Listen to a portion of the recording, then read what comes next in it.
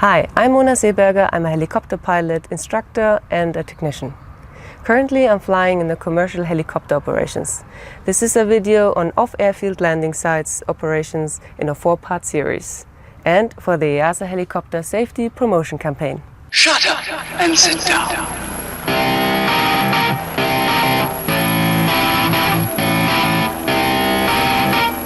In this video we are talking about reconnaissance, approach and landing.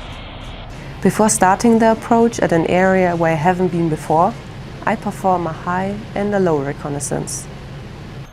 Okay, so for the preparation for the high reconnaissance and the low reconnaissance, first of all I need to have a look where is my spot. So here at the front, here down there, we have our spot to land. You can see here in the front on the west side, we have power lines. So that's the first thing what comes in my mind.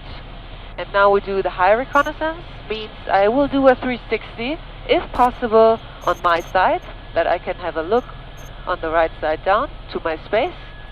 And the first thing is I will gonna do where the wind will come from. I will know for flight preparation already that the wind will come from the west side, from the west. So I will probably do the landing coming from the east to the west. So in the low reconnaissance, I will clearly look if the wind has changed, but probably not. Today we don't have that much wind, a very calm wind, so we have no indications from the trees, but the wind is calm, which is mainly good for us. We will have a look if there are any obstacles, if there are any people all around, but this looks fantastic too. So I will go into the final now, and the best thing is that you are clearly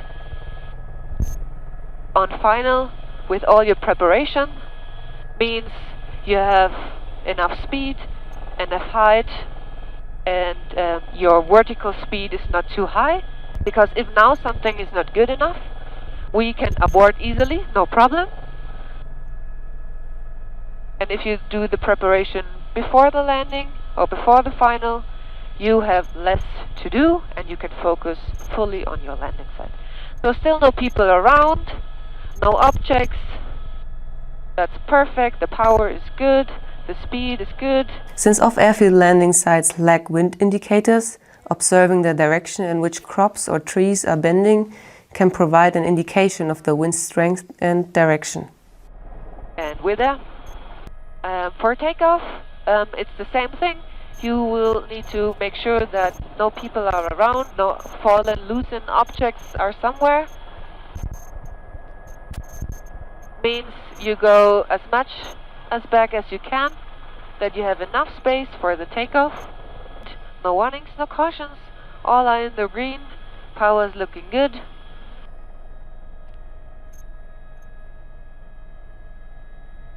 The power line is in front of me, which means I will fly directly over the power line. For both the high and low reconnaissance runs, while orbiting around the landing site, a 6S checklist can be used. Size. What are your helicopter dimensions? Is the landing site big enough? Shape. Is my approach and landing procedure possible?